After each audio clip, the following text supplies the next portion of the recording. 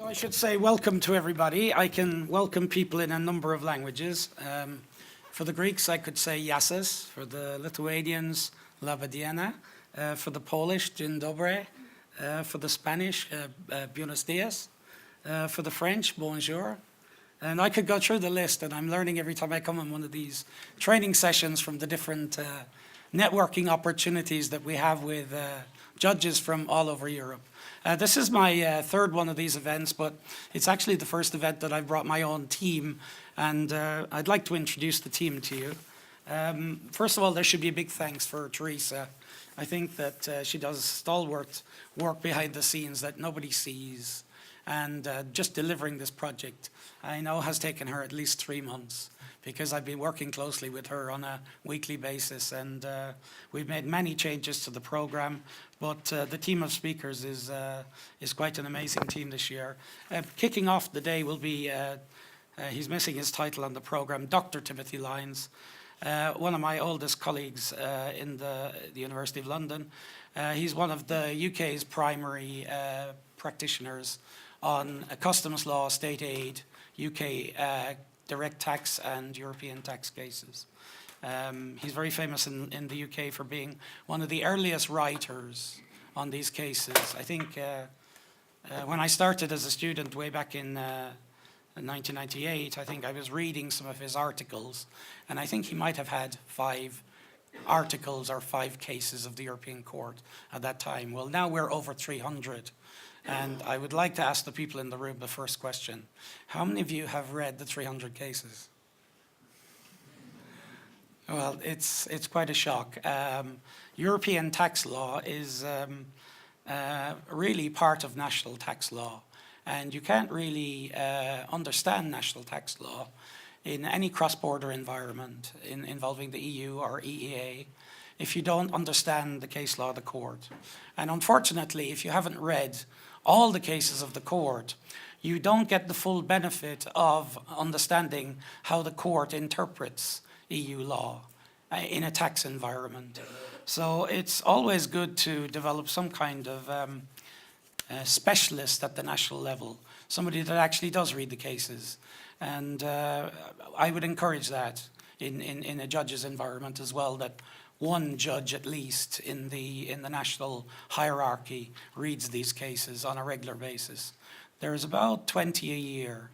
But the problem with the EU tax law area is that you can't simply read tax cases. You must read all the EU cases, in particular the freedoms cases, because the court may interpret something in a non-tax case which has a huge relevance in the tax area. So we'll see this tomorrow in my presentation, where I try to show you that sometimes you get the answer in the non-tax cases because the court is just interpreting EU law in a tax area, which it may have already interpreted in the company law area or the criminal law area or the immigration law area or in the social security area. These cases are also relevant for tax purposes.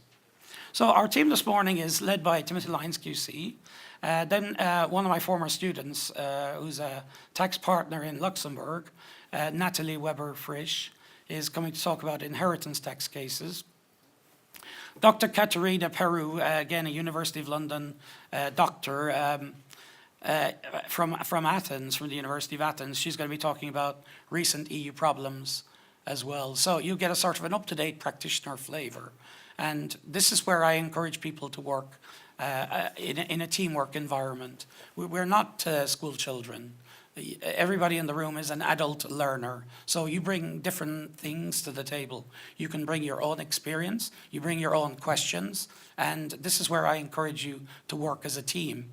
And if you've heard me before, a team means TEAM, and TEAM stands for Together Everyone Achieves More. And we encourage you to get involved in the presentations. If you have a question, just raise your hand and ask the question. There are no stupid questions and there are no silly questions. Every question is a good question. I would also say that the coffee breaks and the lunch breaks and the dinner tonight are also great networking opportunities for you to meet colleagues from other countries in the EU and to discuss the type of problems that you have with these cases or that you would have with these cases at a later date. So then to finish up the morning session, just the morning session and lead into the afternoon, we have 2 workshops. The first workshop is on the EU corporate cases, and the second workshop is on individual cases. Professor Gerard Mewson from the University of Nijmegen is going to head up the workshop on the corporate cases. Professor Mewson was my PhD examiner many years ago, and we have collaborated on many projects over the years, and our thinking on these cases is quite similar.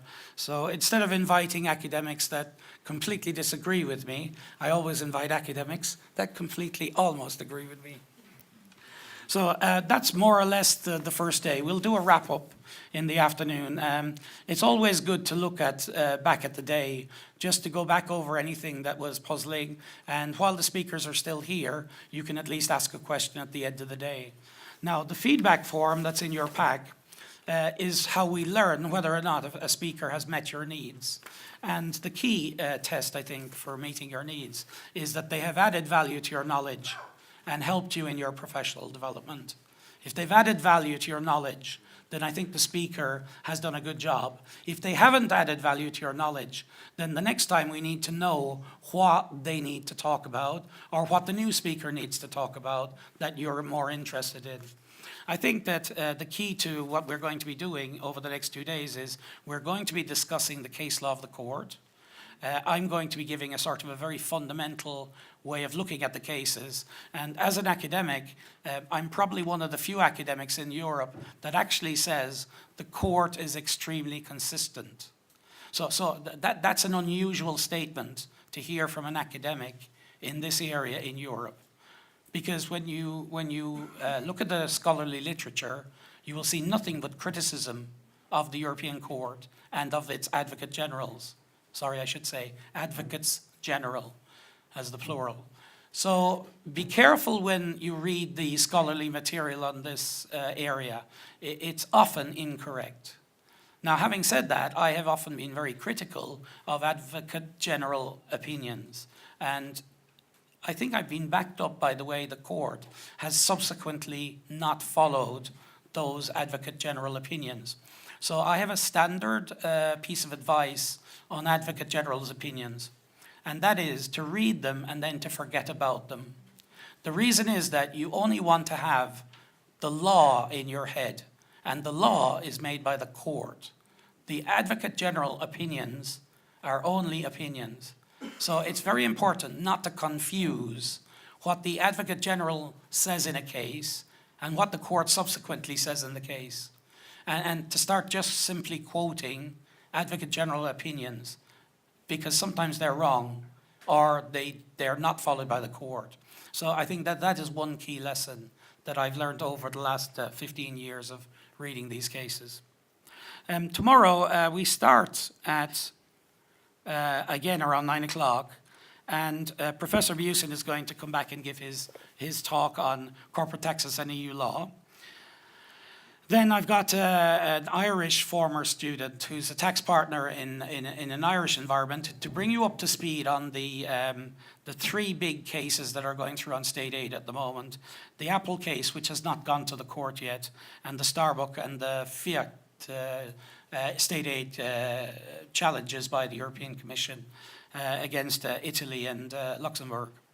Then I'm coming back after the coffee break tomorrow morning to do my national brackets equal treatment principle. And for those of you who haven't seen it, my triangle diagram on how tax is regulated in the EU. May I ask how many of you have heard that speech before? Okay, so it's only one.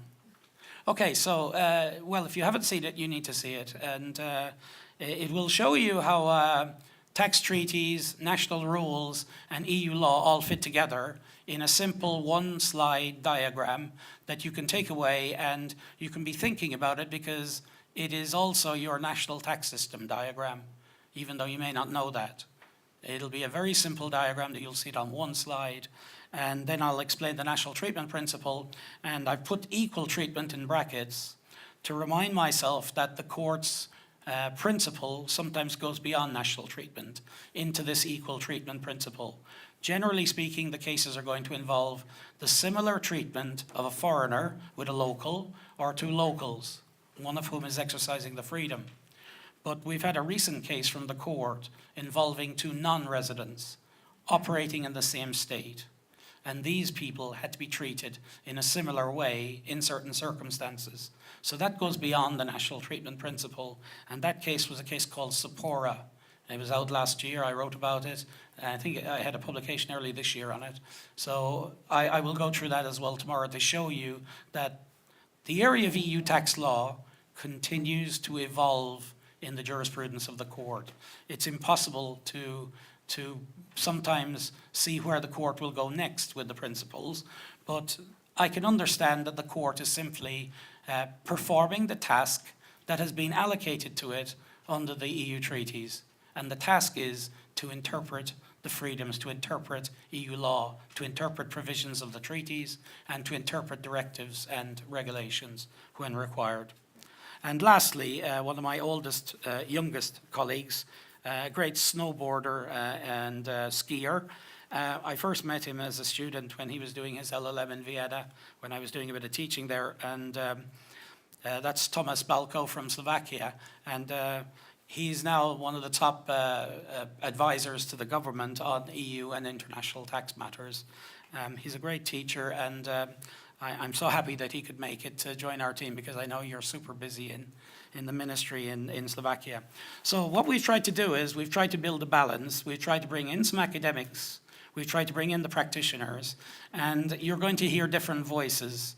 And this is what we tried to achieve for you, so that you wouldn't just hear an academic voice. So you're going to meet practitioners not just from the UK, but you're going to meet practitioners from all over Europe as well. And I think that it's quite a nicely balanced program. But again, we can only improve if we receive the feedback forms. Your comments are taken on board for future planning for these type of events. I'm extremely happy to be in such a beautiful venue, and to thank the Greek team for putting everything together. I met Tanya down at the back there very early this morning, and the TV guys have been here since 8:30 as well, getting the podcasts ready as well. So let me just welcome you to the Thessaloniki and to this event, and we'll kick off, I think, after the coffee break.